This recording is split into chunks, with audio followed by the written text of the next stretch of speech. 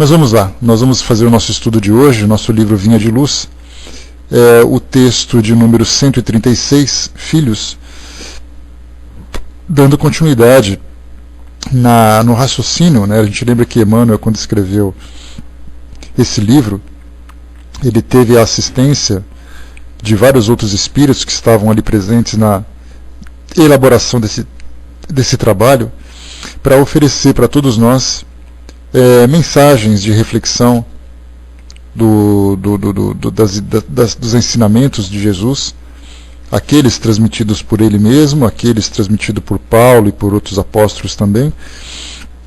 E nessa sequência nós estamos aqui hoje falando sobre filhos, mas no nosso encontro anterior nós falamos sobre pais. Emmanuel separou para nós aqui uma passagem da carta aos Efésios, capítulo 6, versículo 4, em que ele dizia: E vós, pais, não provoqueis a ira a vossos filhos, mas criai-os na doutrina e admoestação do Senhor. Uma orientação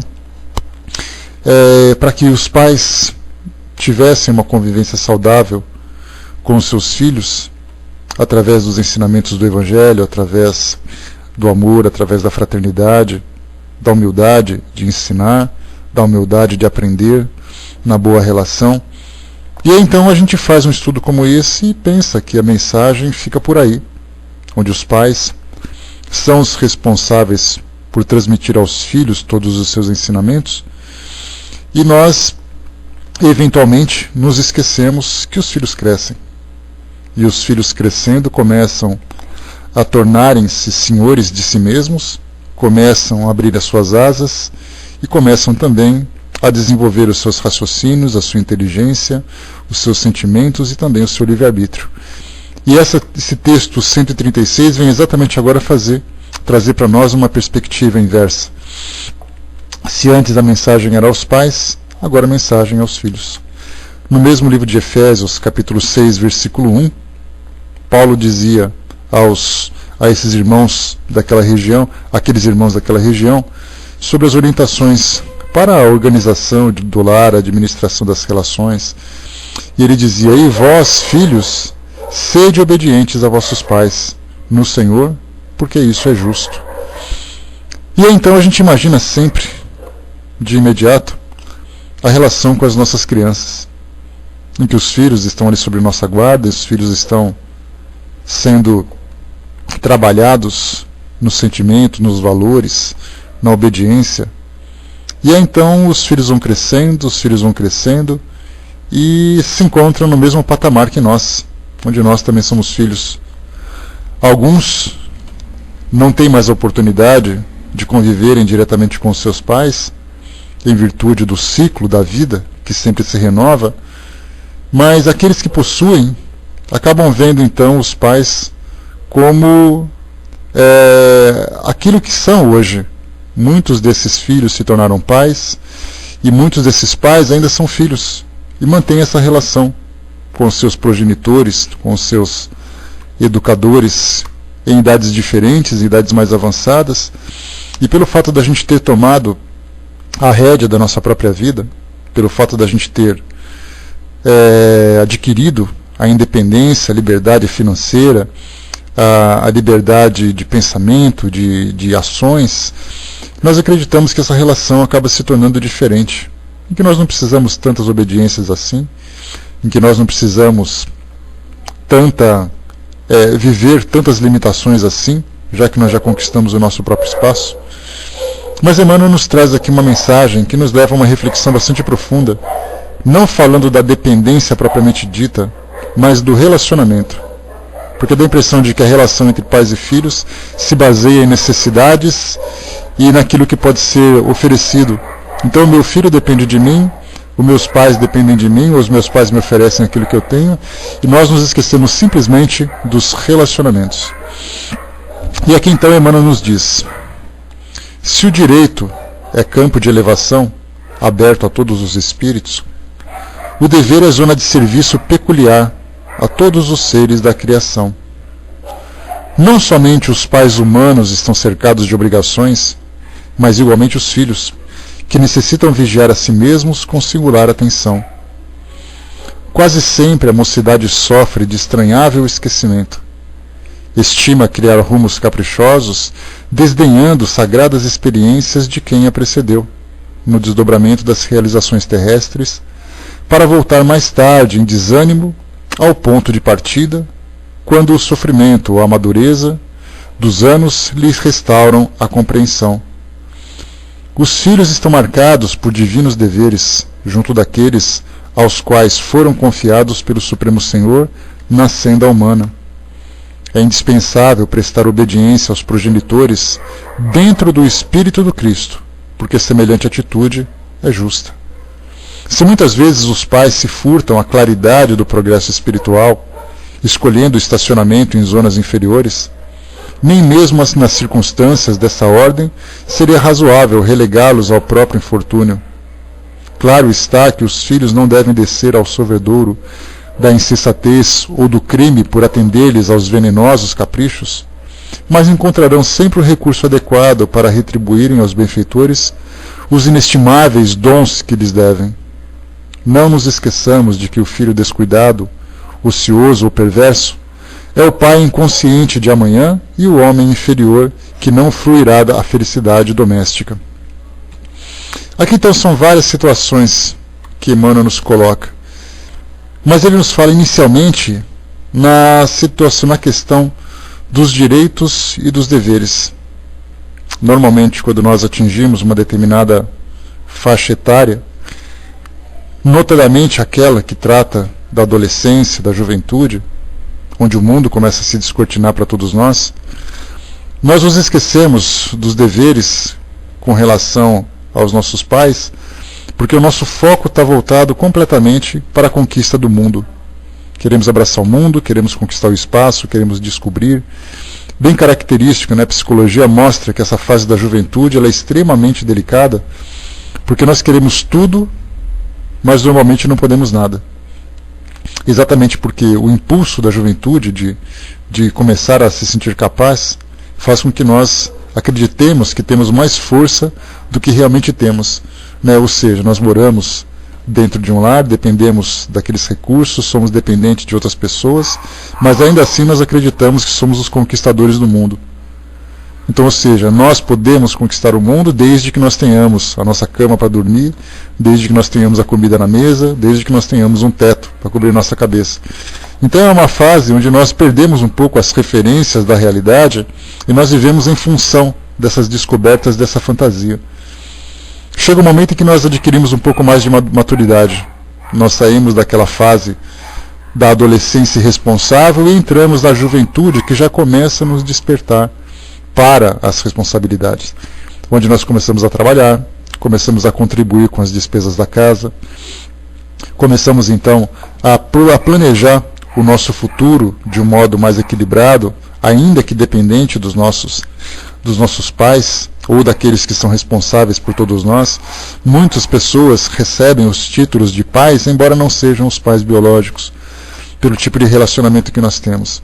Então, nessa relação de direitos e deveres, nós temos o direito de fazermos tudo aquilo que está ao nosso alcance, desde que nós cumpramos o dever de respeitar os limites, não apenas da convivência, mas principalmente os limites dos relacionamentos. E continua aqui para nós: não somente os pais humanos estão cercados de obrigações, mas igualmente os filhos que necessitam vigiar a si mesmos com singular atenção. Quando nós falamos em programação reencarnatória, a espiritualidade tem uma preocupação muito grande de fazer um planejamento a longo prazo. Enviam inicialmente aqueles que serão responsáveis pelo acolhimento de outros espíritos. Então esses espíritos vêm, nascem, se desenvolvem, se relacionam e de repente começam a ter filhos. Esses filhos que vieram na sequência para darem continuidade na sua evolução. E normalmente vem após 20 anos, né, daqueles primeiros aventureiros no mundo terreno, 20, 30 anos, e aí então chegam e começam a viver em suas vidas, no seu desenvolvimento biológico, psíquico, emocional, intelectual. E a primeira imagem que se tem é, os pais são responsáveis pelos filhos. Nós vemos isso nos evangelhos, lemos isso nos livros de psicologia, que falam das obrigações, da necessidade do preparo, das responsabilidades para cuidar daquela criança, porque ela é dependente, porque ela precisa.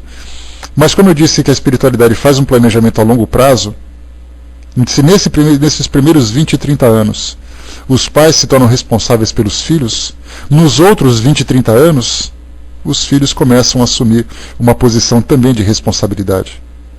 Porque aí então eles começam a adquirir força própria e também tendo condições de construir ou destruir, de acordo com a forma como se relacionam. E aí então começam também as obrigações dos filhos. Porque sempre acreditavam que ser dependente era muito fácil, porque não tinha nenhum tipo de compromisso, ele começa a assumir esses compromissos. André colocou: estou sempre dizendo para as minhas filhas que muitas vezes sou chata, porque tenho a obrigação de tentar fazer o melhor que está ao meu alcance.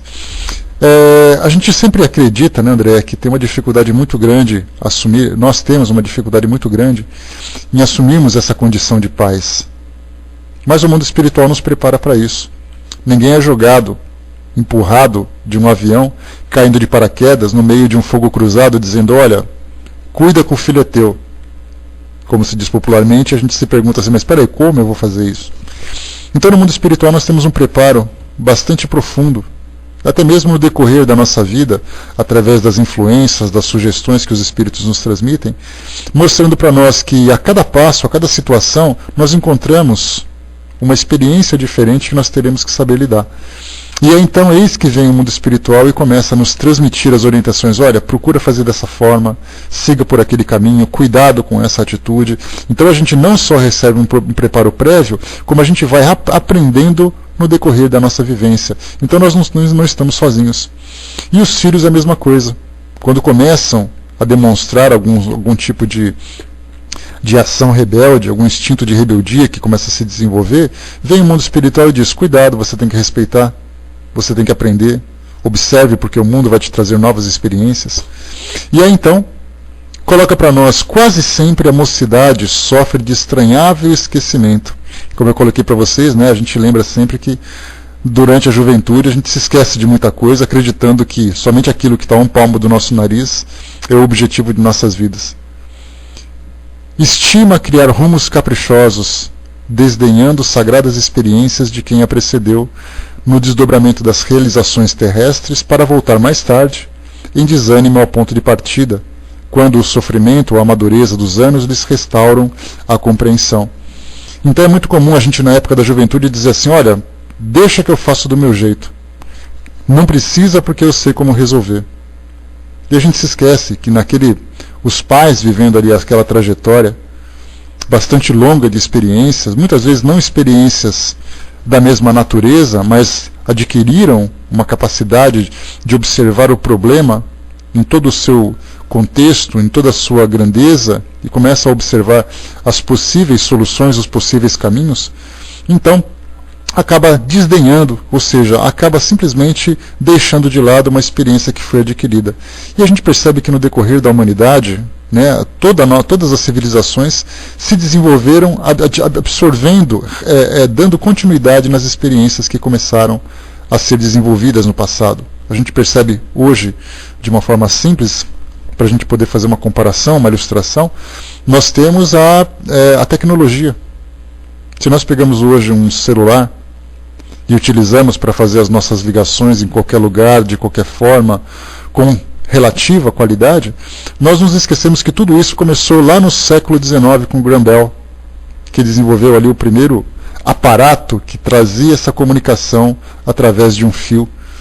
Quando nós observamos os aviões que fazem ali os seus percursos de longa distância para poder encurtar esses espaços, nós nos esquecemos que lá no século XIV, no século XV, os homens já começavam a desenvolver os primeiros balões. Então, na verdade, são ideias que vão se desenvolvendo, vão avançando nos seus projetos para chegar na tecnologia que nós temos hoje. E a experiência, o trabalho moral, não é diferente.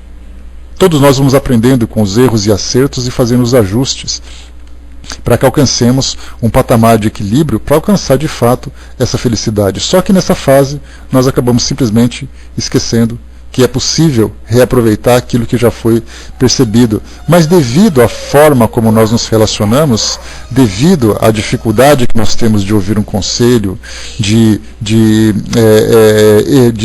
não dar continuidade num planejamento que nós temos, olha, eu quero fazer aquilo. Aí vem um conselho e diz assim, olha, não faz isso agora que não é hora. Não, mas eu quero porque eu preciso. E aí então a gente começa a insistir e simplesmente negligencia aquilo que vem sendo sugerido.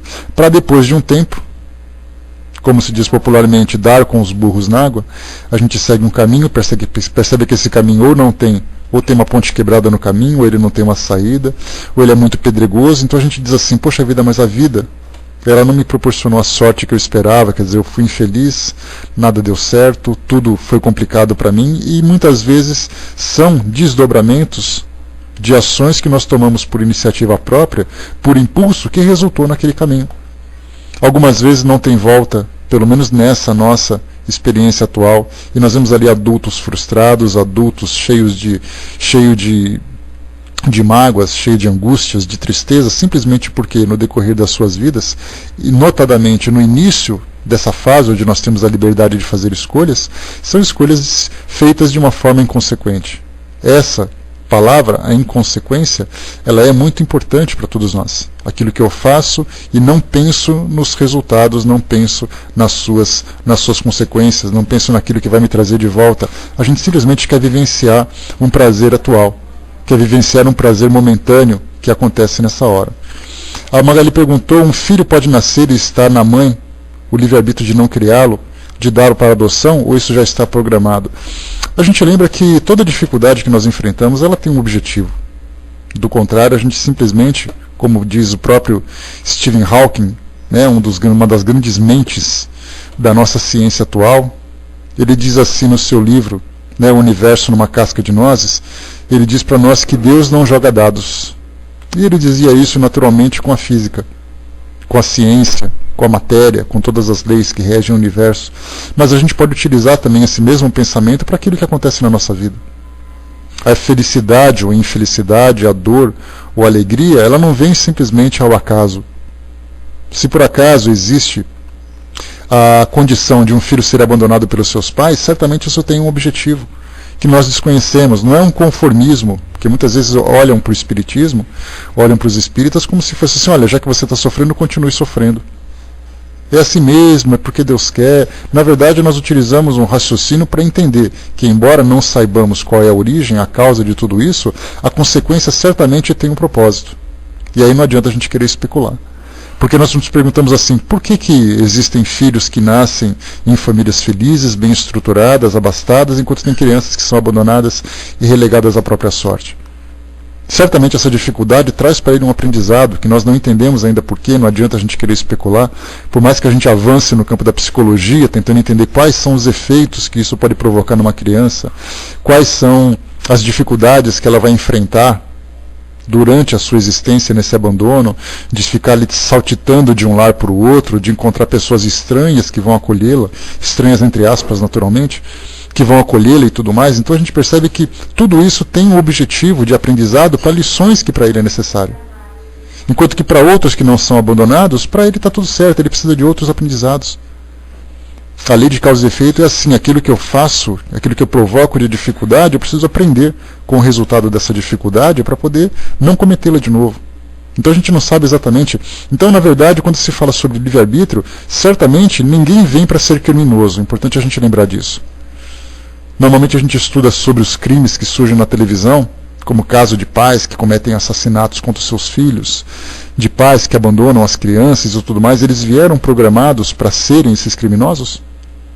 Na verdade não. Eles poderiam evitar que isso acontecesse. Mas da mesma forma que esse negligencia a responsabilidade de cuidar da criança, no caso de uma mãe ou de um pai, de cuidar de uma criança que veio para ser ali assistida, da mesma forma que ela vai aprender com essas dificuldades futuramente, essa criança também vai aprender. Então muitas vezes a gente percebe que existe uma grande teia intercalando, conectando experiências que a gente não entende ainda. Então a gente se pergunta, né, onde estava Deus quando permitiu que isso acontecesse? Então são questionamentos absolutamente legítimos da nossa parte, por sermos ainda seres em desenvolvimento, tentando entender o mecanismo do mundo. Mas isso não significa necessariamente que ele esteja errado. Algumas vezes a gente tem medo de fazer esse questionamento, né? Por que Deus fez isso? Por que permitiu que isso acontecesse? Permitiu porque ele tinha que permitir. Aconteceu porque tinha que acontecer. Nós não temos essa compreensão. Então os crimes, os equívocos, eles não são programados, mas eles são consequências de escolhas. Mas os espíritos que estão envolvidos naquela experiência difícil, eles estão ali, que não é obra por acaso, eles estão ali pela própria lei de atração. Eu poderia cometer esse crime, eu poderia não cometer. Se eu falhei desse ponto, o outro também estava ali, passando por essa experiência, tendo essa necessidade. Na verdade, várias programações dependendo da escolha de cada um. Como nós colocamos há um tempo atrás, Magali, através dos nossos estudos, a gente lembra sempre que o mapa, se nós pudéssemos dizer dessa forma, o mapa que traça os caminhos da nossa programação reencarnatória, ele tem muitos, digamos assim, muitas bifurcações, tem muitas encruzilhadas. É mais ou menos para quem trabalha com programação de sistemas, quando você elabora um projeto de um programa que vem sendo criado, você tem as opções. Se você clicar nesse botão, vai acontecer tal coisa. Se você clicar no outro, acontece tal coisa. E assim, nesse encadeamento de caminhos, a gente percebe que nós somos todos levados para o mesmo objetivo, mas por trajetórias diferentes. Algumas trajetórias mais sábias, algumas trajetórias menos sábias, mais desequilibradas, mais dolorosas, mais sofridas. Então, na verdade, cada decisão que a gente toma abre para nós uma outra possibilidade. E essas possibilidades todas estavam programadas. Então, quando nós fazemos uma programação reencarnatória na nossa vida, nós falamos assim, você tem que sair do ponto A e chegar no ponto B. Esse é seu objetivo. Agora, o caminho que você vai escolher já depende do nosso próprio livre-arbítrio. Aqui, nesse momento, cada decisão. Se eu decidisse hoje olhar para o computador e dizer assim, não estou com vontade de ligar o computador. É uma decisão que eu posso tomar e ninguém vai me impedir de fazer isso. Então, da mesma forma, não estou a fim de trabalhar hoje. Não quero almoçar. São decisões simples que nós vamos tomando. Né? São decisões simples. A Vaninha já está chorando aqui, né? E eu, como fico? Então, são decisões simples que nós vamos tomando que vão modificando os caminhos que a gente vai avançando. Só que muitas vezes esses caminhos nos levam para algumas situações que são bastante dolorosas. E esses caminhos, muitas vezes, devem ser retornados. E como a gente viu naquela frase popular, tudo que é mal feito tem que ser feito duas vezes, se por acaso eu tomei um caminho que ele é equivocado, eu vou ter que voltar e fazer um caminho diferente. Ou seja, eu perdi tempo, aprendi com a dor, aprendi com a dificuldade e vou ter que depois avançar para chegar naquele ponto B que estava destinado para mim. Armando colocou, se tudo é programado, não se aprende nada. E se tudo é programado, onde entra o livre-arbítrio? Exatamente isso. Dá a impressão assim, olha, você veio aqui para sofrer. Na verdade, você veio para passar por dificuldades, situações difíceis, né, com algumas privações afetivas, privações emocionais, privações financeiras, privações orgânicas, de saúde e tudo mais. Então, cada um traz ali a sua cota, né, de desafios, mas não significa necessariamente que você vai ter que viver indefinidamente naquela condição. Há ali desvios que você pode tomar de acordo com as escolhas que são feitas. Né? Deixa eu ver, que é a mesma coisa a descoberta de um medicamento, né? A pesquisa era de uma ação e depende dele acabar tendo uma ação para outra coisa, né? A gente tem sempre, né, a questão da ação e dos efeitos colaterais. No caso de uma medicação tem exatamente esse mesmo resultado. Então tem que ser na dose certa, tem que ser no tempo certo e tem que ser com tal objetivo. Do contrário, você vai ter que depois, resolvendo uma dificuldade, vai tendo que criar, vai tendo que resolver depois aquilo que vem como consequência. Então, deixa eu ver aqui.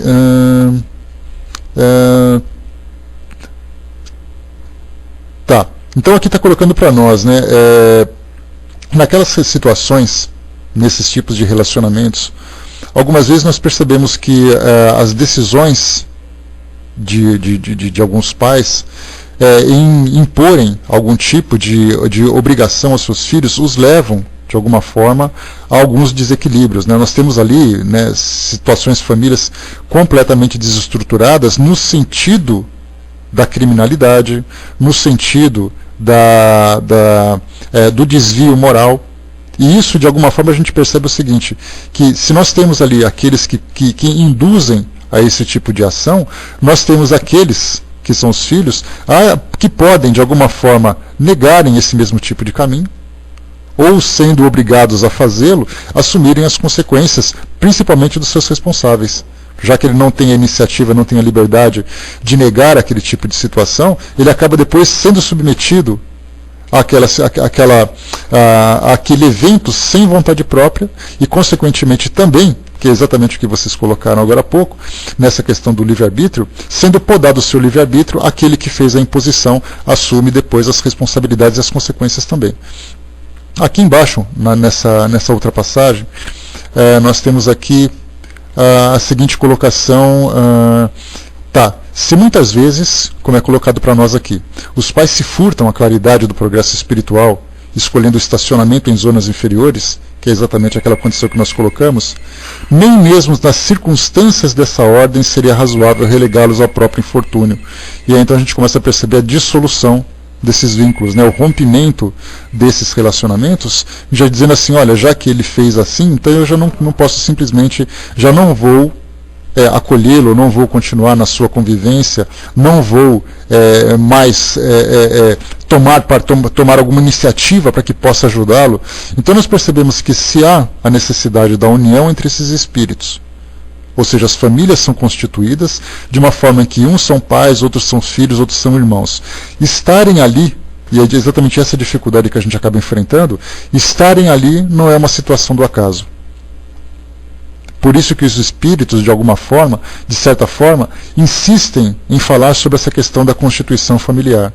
Livros são publicados, palestras são realizadas, orientações são transmitidas para dizerem da gravidade do que é essa união, principalmente nesse nível evolutivo onde nós nos encontramos.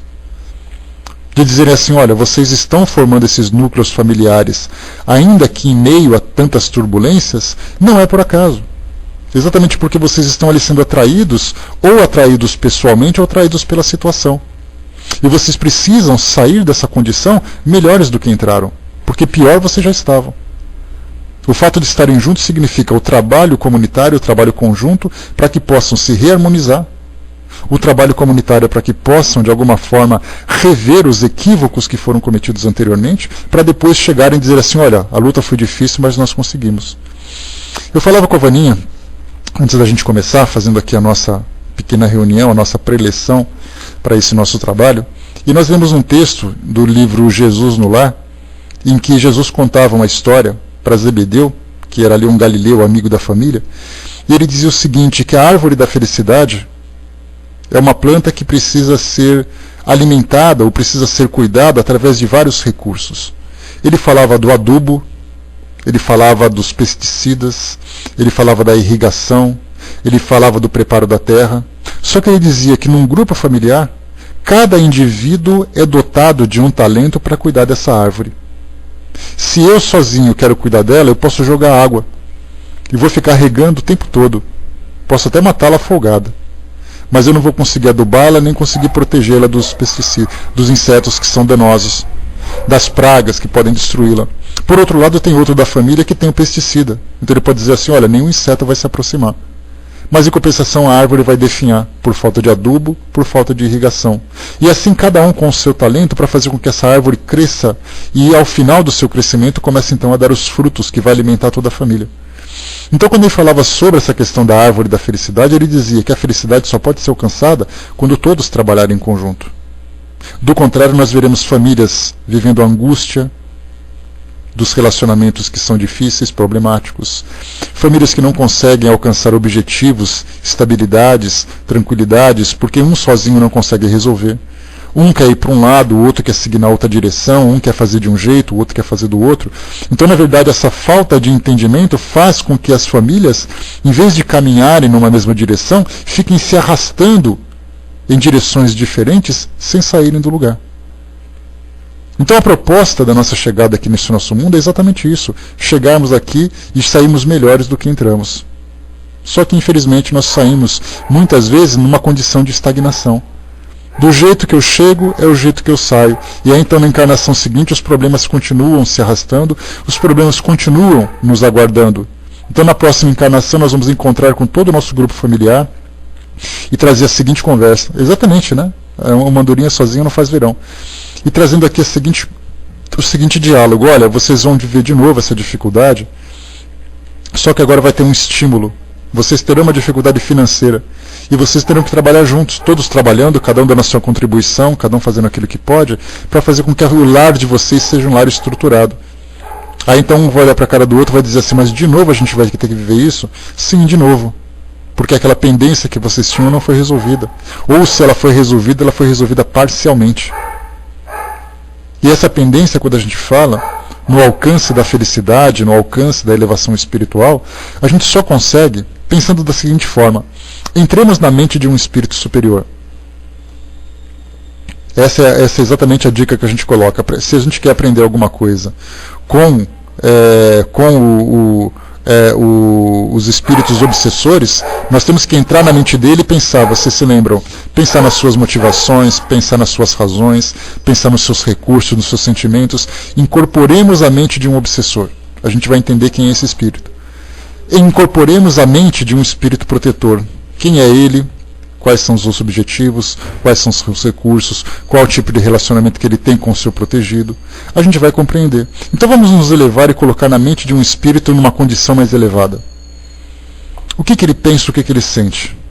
Quando ele pega e olha para a sua vida, ele olha para trás e começa a ver todo o caminho que ele percorreu, as pessoas com quem ele se relacionou, as situações que ele vivenciou, ele olha para trás e não sente nenhum tipo de angústia. Ele não pensa em alguém e fala assim, nossa, quero esquecer essa pessoa. Ou então ele olha para trás e vê uma experiência que ele viveu em tal época e ele fala assim, Deus me livre de viver aquilo de novo. Ele já alcançou tal condição de equilíbrio em que todas as pessoas com quem ele conviveu que estão no seu caminho são pessoas que de alguma forma proporcionam para ele um tipo de felicidade, um tipo de prazer, porque ele já conseguiu se reajustar com essa pessoa. Aquele que era um inimigo se tornou um amigo. Então tal pessoa que foi o seu pai, que foi um pai cruel, depois de muito tempo e muitas experiências, esse pai cruel se tornou um espírito afim. Aí eles vão se juntar e vão conversar assim, você se lembra daquela experiência difícil que a gente viveu? O outro vai dizer, sim, eu me lembro, mas ainda bem que a gente conseguiu resolver isso. Se abraçam e seguem. Então, na verdade, a mente de um espírito superior é uma mente que não traz mais nenhum tipo de âncora que o prende às angústias do passado. Ele conseguiu seguir em frente. Ele conseguiu se libertar de tudo aquilo que para ele é sofrível. E no nosso caso, quando a gente começa a pensar nessa pessoa, naquela pessoa, nessa época, ou naquela outra, nesse período, ou naquele outro período, a gente começa então a encontrar situações que para nós dá aquela angústia. Eu não quero nem pensar naquilo porque me faz sofrer. Isso mostra exatamente a nossa condição de dificuldade. Por isso então esses relacionamentos são construídos para que a gente possa dissolver essas amarras, dissolver essas lembranças que nos provocam essa dificuldade. Só que, pelo fato da gente não focar a nossa atenção no nosso desenvolvimento, pelo fato da gente não pensar no sacrifício e no esforço que é necessário para o nosso crescimento, a gente continua vivendo como se não houvesse objetivo da gente estar aqui hoje. Quer dizer, eu estou aqui por acaso. A natureza me colocou no mundo, então tá, eu vou vivendo, trabalhando como eu posso. O dia que acabar, acabou. E a gente lembra daquela frase de Hermance Dufour que diz assim, a maior angústia que um espírito sente é olhar para trás e perceber que perdeu tempo. E nós estamos numa condição que não dá mais para perder tempo. Nós temos conhecimento, nós temos capacidade e nós precisamos agora de vontade. Aí sim tudo se coloca nos seus devidos eixos. André colocou, Edu, graças a Deus de não retrocedermos, só progredirmos. A questão, André, é que tem muito elemento aí no meio, é o estacionamento. A gente fica estagnado naquela condição, e enquanto nós não nos mobilizarmos para mudarmos o quadro em que nós vivemos hoje, essas situações vão continuar acontecendo. Seria mais ou menos se você estivesse no meio da chuva, parado no meio do local, chovendo, chovendo, chovendo, ao invés da gente pensar na possibilidade da gente se mover do local e encontrar o abrigo, a gente reza para parar de chover. Eu posso buscar um abrigo, eu não preciso esperar o tempo decidir a minha felicidade. Eu posso tomar iniciativas para fazer com que isso se transforme. Se eu não quero tomar chuva, não adianta eu rezar no meio da tempestade, ai Deus, para de chover, pelo amor de Deus. Pelo seu amor, não é pelo amor de Deus. Faça parar a chuva porque está me molhando. Enquanto do lado tem uma árvore, enquanto do lado tem um abrigo, eu posso me mobilizar pelos meus esforços e encontrar esse abrigo. No seu devido tempo a chuva vai parar. Mas enquanto isso eu começo a tomar iniciativas para fazer com que aquela situação acabe se modificando. André colocou, as provas vão sendo menores, as provas vão sendo conforme necessárias. Existem provas difíceis, existem pessoas que têm ali, vamos colocar assim, é só um exemplo, tá? Uma especulação que a gente faz. Pessoas que têm 10 provas difíceis Aliás, 10 provas pequenas que ele tem que submeter. Prova de caráter, né? Todas elas são provas de caráter, mas uma exige paciência, a outra tolerância, a outra o estímulo à viciação e tudo mais. Tem pessoas que têm 2, 3 provas que são enormes. Então cada um tem as suas provas no seu, da sua melhor forma. E certamente elas vão se reduzindo, não na sua intensidade, mas na sua natureza. A gente pensa assim, Emmanuel, um espírito que já atingiu relativa elevação comparado com o nosso mundo hoje, a gente se pergunta, mas será que ele não tem provas a se submeter? O espírito que não tem prova é aquele que conseguiu adquirir a condição de pureza. E ele, será que ele não tem prova? Certamente que tem. Mas como são as suas provas? Muito diferente das nossas. Seria mais ou menos, eu já fiz para vocês essa comparação, para finalizarmos aqui o nosso bate-papo, que eu vou ler a área de texto de vocês assim, de vocês que vocês colocaram. A gente pensa assim, que o indivíduo, o ser humano, ele começa a dar os seus primeiros passos em direção ao desenvolvimento, como se ele estivesse andando no meio de um pântano, caminhando afundando seus pés naquela água pestilenta, muitas vezes, arrastando e tudo mais. Depois de um tempo, ele sai daquele pântano e começa a andar num terreno cheio de lama, onde seu pé vai afundando. Já não é mais aquele pântano, mas ele se encontra andando naquele caminho todo pastoso, né, vamos dizer assim. Depois de um tempo, ele sai desse terreno lamacento e começa a andar num terreno pedregoso. Machuca os pés ainda, mas ele já consegue encontrar firmeza para se apoiar, para dar continuidade na sua jornada. Depois de um tempo, ele sai daquele terreno pedregoso e começa a andar na areia.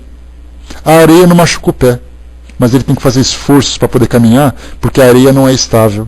Depois de um tempo, ele começa a andar num terreno de terra, num terreno de asfalto, até que ele alça voo. Nós nos encontramos naquela condição de indivíduos que andam nesse terreno cheio de lama. Já saímos do pântano da ignorância, mas nós estamos ainda atolados nos nossos vícios, nas nossas dificuldades. Depois de um tempo, então, a gente começa a andar em terrenos mais sólidos, que é exatamente essa proposta que a gente encontra agora. Estamos avançando, estamos progredindo, mas ainda em caminhos que são bastante difíceis da gente avançar, pelo fato de mantermos esse nosso comportamento. Estamos crescendo? Sim, sem dúvida. Estamos crescendo. Vai chegar um dia em que o terreno vai se tornar perfeito para a nossa caminhada. Ou seja, as provas vão se modificar, a intensidade dessas dificuldades, dessas situações vão diminuindo. Mas ainda assim eu preciso desses desafios para me impulsionar para o meu progresso, porque a gente tem muita coisa para aprender ainda. Eu posso não assassinar uma pessoa, mas ainda eu alimento por ela uma antipatia. Ou seja, se a primeira prova é para eu evitar o assassinato, ou seja, cometi um crime, fui preso, fui torturado, fui executado, não quero mais aquilo. Pronto, já aprendi. Mas ainda alimento uma antipatia por ela. Essa antipatia precisa ser trabalhada, de alimentar a fraternidade, o amor e tudo mais. Né? Deixa eu ver aqui, a Romana colocou para nós, bom dia Romana, se a gente está aqui estudando, já não significa que não estamos estacionados, ou temos que agir também além do estudo. Tudo que a gente aprende é prática, mas o fato de nós estarmos estudando já é alguma coisa. Seria mais ou menos assim. O indivíduo produtivo é aquele que trabalha, é aquele que consegue, através das suas ações, desenvolver, deixa eu pensar de uma forma diferente, é aquele que consegue, através das suas atitudes, criar, aquele que consegue desenvolver. Só que para a gente chegar nessa condição de pessoas produtivas, a gente precisa primeiro ser alfabetizado.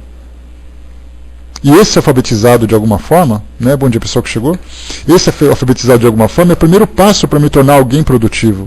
Eu preciso ler e escrever para poder produzir alguma coisa que pelo menos que exija esse tipo de conhecimento. Nós estamos aprendendo hoje, certamente é muito importante para nós, porque a gente começa a ampliar a nossa visão e através desse conhecimento nós começamos a direcionar as nossas atitudes de um modo mais efetivo. Então, estamos, sem dúvida nenhuma, saindo de estacionamento. Mas a gente observa, quando eu falo sobre estacionar,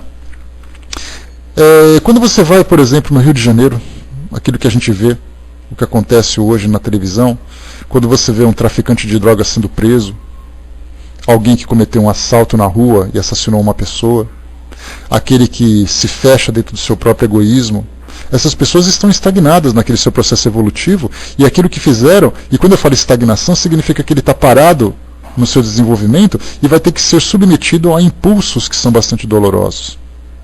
Esses estão estagnados, mas todos nós, de alguma forma, estamos avançando, alguns mais, efetivamente, alguns menos, a passos lentos, mas todo mundo avançando. Alguns avançam por milímetros, outros avançam por metros. Cada um dando um passo de acordo com a sua vontade, de acordo com o seu conhecimento. Então, certamente, esse aprendizado que nós temos, não apenas dentro da doutrina, muitas religiões trazem para nós ensinamentos muito importantes. Essas religiões trazem ali valores que vão ser aplicados no dia a dia, uma crença, uma fé. Alguns se iludem um pouco mais, mas ainda assim procuram praticar.